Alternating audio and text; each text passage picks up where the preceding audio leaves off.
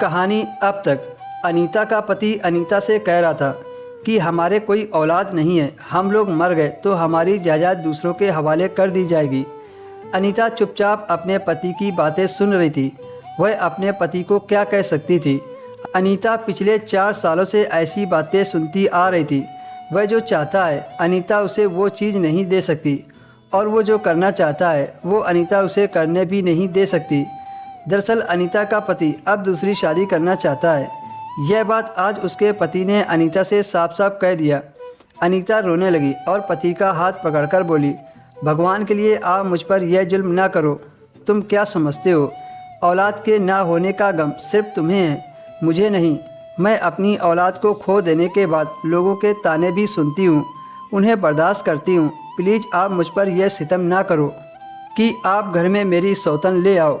अनीता का पति अनीता से बहुत प्यार करता था, शायद इसीलिए दूसरी शादी अनीता के कहने पर नहीं करता था। लेकिन मर्द तो मर्द ही होते हैं, वह कभी भी कुछ भी कर सकते हैं। अनीता अपने घर में किसी औरत को बर्दाश्त नहीं कर सकती थी और ना ही अपना पति किसी के साथ बांट सकती थी। अनीता को बस एक चीज़ का डर था कि कहीं उसका पति दूसरी शादी ना कर ले और उसे इस घर से बाहर जाना पड़े।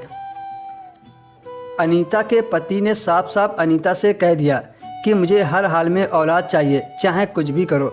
इतना कहकर वह बाहर चला गया। अनीता रात भर आंसू बहाती रही। सुबह अनीता की आंखें काफ़ी सूज गई थी।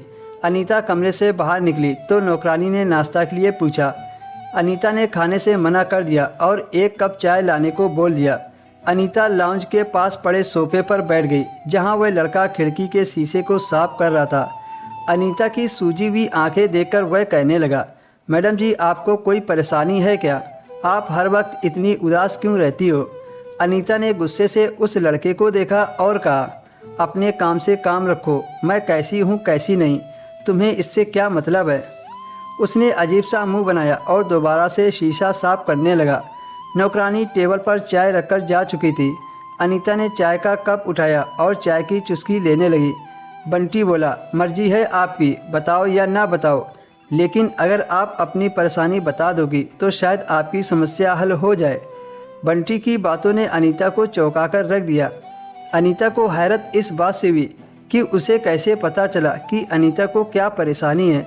अभी इस नौकर को आए हुए सिर्फ 1 सप्ताह ही हुआ है, फिर अनीता के बारे में वह इतना कैसे जानता है?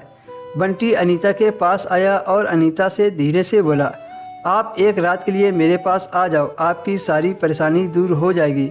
मुझे पता है साहब दूसरी शादी करने को कह रहे हैं।